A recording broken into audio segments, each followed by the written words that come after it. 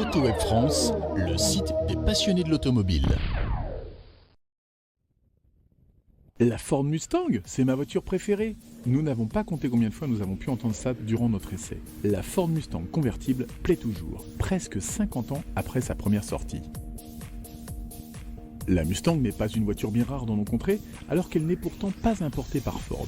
Il faut dire que tout bon importateur peut vous en procurer une, comme l'a fait ImportTrader, contre un prix assez raisonnable. C'est moins surprenant quand on sait que notre monture cabriolet à moteur V6 est la voiture de location type aux States et qu'elle n'a rien d'un haut de gamme là-bas, comme nous allons le voir. Comme souvent sur un modèle d'accès américain, le capot cache un V6. Simple arbre à cam en tête, 2 soupapes par cylindre, notre 4 litres annonce quelques 210 chevaux et un couple de 33,1 mètres-kg. Enfin, ça c'était avant, car ce moteur a entre-temps été remplacé par un 3 litres 7 et 24 soupapes, annonçant 305 chevaux, soit autant que l'ancien V8.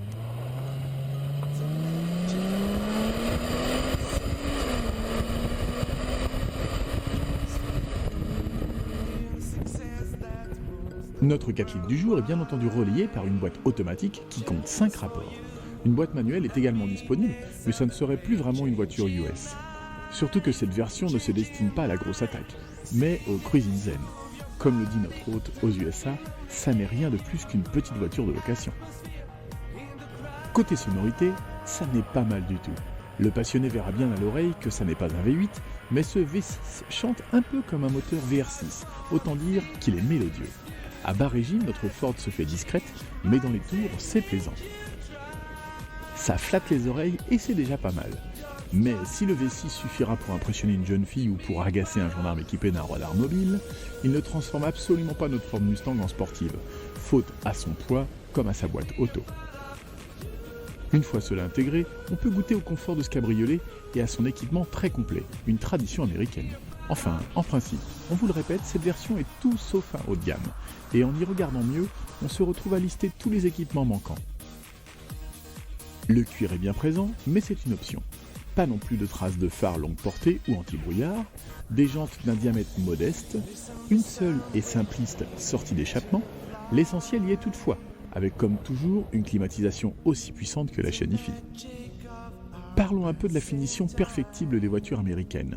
Si les matériaux utilisés sont aussi flatteurs que ceux d'une voiture française d'il y a 15 ans, il faut reconnaître que l'auto est bien construite et que tout cela semble conçu pour durer. Pour preuve, on n'entend pas de gris-gris quand on roule vite sur une route en mauvais état, décapotée. Notre Ford Mustang s'est donc négocié un tarif somme toute raisonnable. La consommation ne nous a pas effrayés non plus, même si elle reste plus élevée que ce que nous aurions obtenu avec une Allemande de la même puissance, cette Mustang reste loin de la légende des américaines Newton, avec une moyenne de 13 litres au 100. En conclusion, le rêve américain est au bout des doigts avec une Ford Mustang cabriolet, qui nous est apparu comme un choix relativement raisonnable, et tellement plus sympa à prix équivalent que la première 308cc qui passe.